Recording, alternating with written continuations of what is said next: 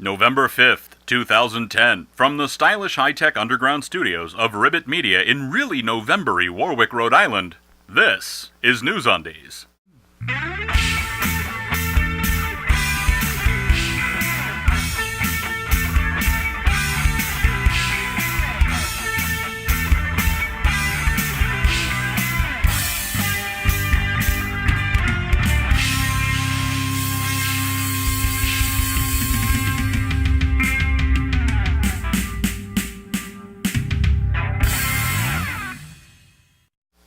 For November 5th, 2010, this is NewsUndies, all the news that shouldn't be news. Pig and sheep are on special assignment this week. I'm Paul Torville with these headlines. Get your Pelosi out, it's time to put your Bohenner in. Democrats gently spanked in House race, resort to crying about it. California shoots down pot decriminalization, proves death of hippiedom. Lil Wayne released from jail, which is good for the jail, I suppose. Generous understatement, Cash calls Bohenner an ass hat.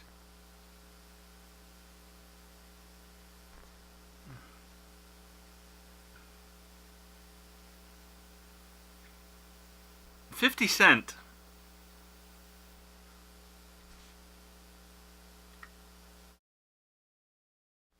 Hey gang, it's time for celebrity birthdays once again. I got my cake hat on, let's rock. For Saturday the 30th, Charles Atlas, dead, and Fred Friendly, dead. For Sunday the 31st, David Ogden Steers and Sally Kirkland. For Monday the 1st, Dennis Murin and Michael Griffin. For Tuesday the 2nd, Burt Lancaster, dead, and Pat Buchanan. For Wednesday the 3rd, Ken Berry and Larry Holmes. For Thursday the 4th, Walter Cronkite, dead, and Art Carney, dead.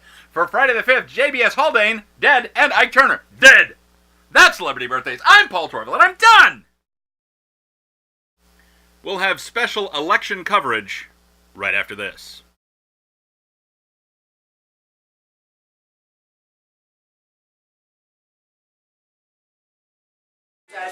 I'm an atheist. I'm an atheist. I'm an atheist. I'm an atheist. I'm an atheist. I'm an atheist. I'm an atheist. I'm an atheist. I'm an atheist.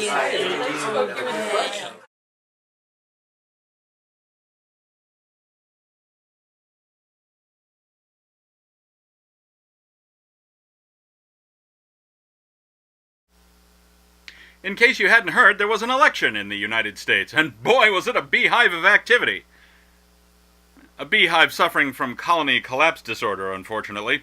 Let's go over to me in the NewsUndies election coverage vote bunker. Me? Thanks, me. Literally dozens of voters could be seen across the country, tentatively hobbling the tens of yards to get from their blue outlined parking spaces to the board of canvassers volunteers just inside the doors. Once inside, confusing paper ballots and small pens not tailored to arthritic hands made voting difficult. Many voters pined for the old lever voting machines, which allowed one inarticulate gesture to repoint the ship of state and did not rely on irritating things like vision and fine motor skills to privately and anonymously record the population's ignorance or which campaign signs they last saw, whichever comes to mind first.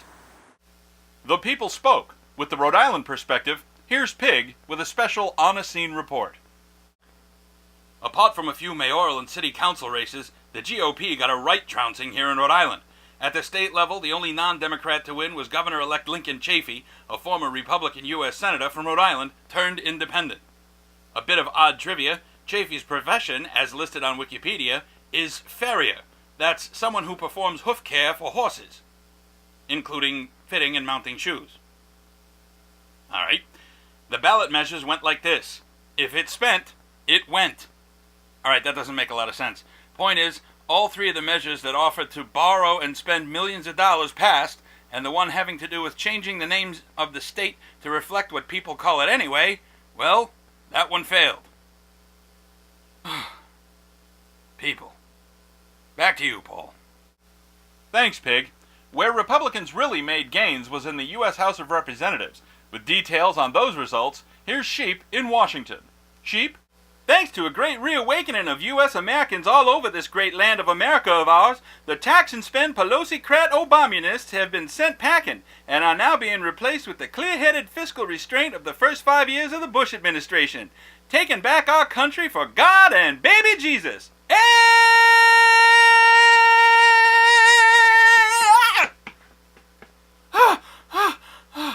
Oh, amen. Woo! I'm out of here.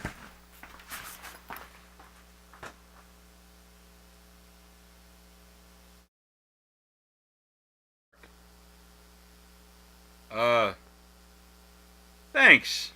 Me? One upshot of this election season is that we may never have to hear of Mark Sanford again, except in a possible Lifetime Movie of the Week penciled in for a premiere sometime in the early 2014.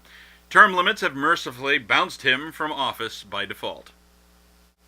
And now, here's Moose Weintraub with a Sports Half Minute. Weintraub Sports Half Minute. It's a whole half minute of sports. 30 seconds of sports. Who's Weintraub Sports Half Minute? Here's your Sports Half Minute. I'm Moose Weintraub. Somebody decided, hey, polo isn't dangerous enough. Let's play it on a slippery surface. I give you snow polo. Who's Weintraub Sports Half Minute? Thanks, Moose. Always a great report from Moose. An Airbus A380 Super-Jumbo jet operated by the Australian airline Qantas experienced an engine failure en route from Singapore to Australia on Thursday. Passengers reported seeing thick smoke, flames, and chunks of debris issuing from the port inboard engine.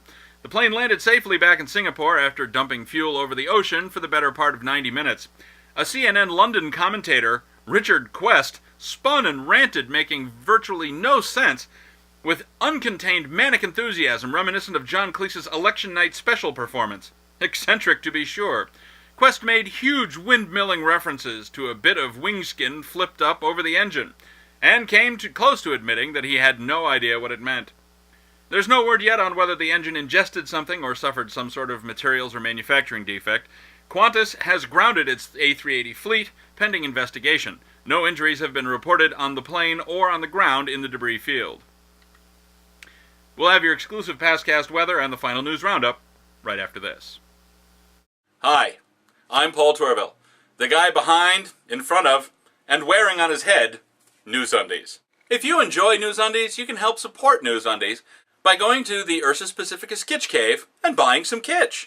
There's groovy shirts, awesome dummy head mugs, it only hurts when I care bears, so fuzzy, groovy oval NewsUndies stickers just like this, and yes, it's true, NewsUndies boxer shorts. Aw, yeah! Can be found on the Ursus Pacificus Kitsch Cave. And now, here's your exclusive Pastcast weather for the week ending Friday, November 5th, 2010. The Ohio Valley had rain, then sunny cold. Twice. The Deep South had warm, scattered thunderstorms. In the upper Midwest, there was rain, then sunny cold, then continued cold with scattered rain and snow. And that's your exclusive Pastcast weather.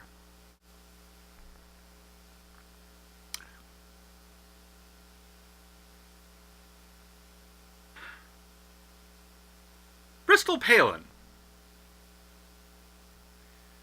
Two dentists in Philadelphia offered a candy buyback program to young trick-or-treaters to keep the tooth-rotting stuff out of the mouths of kids. They offered $1 a pound for the sweets. What did the docs do with all the Halloween haul? Well, they sent it to the troops in Iraq to boost morale. Naturally, of course. What with their limited access to dental care and proper facilities and supplies for oral hygiene, I'm sure the long-term morale is assured. Way to support the troops, docs. And finally, and I do mean finally, we all saw this coming, didn't we? A British study, British, mind you, get this, the Brits, right? The frickin' English have determined, this will rock your world, seriously. A British study has determined that alcohol, when considering the overall societal impacts, is worse than heroin or cocaine. Yeah, I don't know. This study got play in The Lancet. The bloody Lancet! What's next? Eating fat can make you fat? Well, that's all for this edition of News Undies. Remember, News Undies is a weekly show. We'll be back on Friday, November 12th with fresh undies. If you see news that shouldn't be news, email your story tips to undies@newsundies.com. Thanks for watching. Until next time, I'm Paul Torville. After that, I might be rubbing it in Christine O'Donnell's face that she's not me.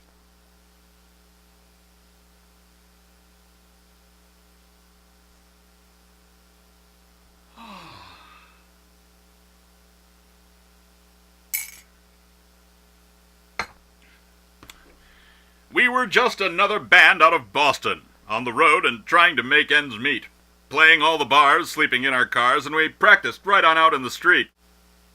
I don't know why I just did that.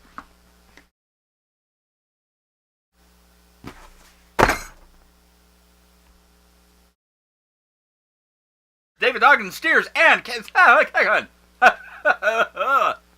For Thursday the 4th, Walter Cronkite.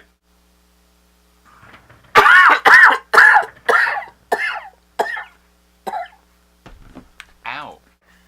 What's the point of using the slate, Paul, if you're not going to read the slate? Whoops, I forgot to say I'm out of here. Why is this so difficult? Oh no. Whoa. It's the frickin' apocalypse in here. Audrey! Wait, did I just shoot scene 4 with the coffee cup here? I did, didn't I? Well, we'll put that back over there for now. Sure. Alright, continuity error.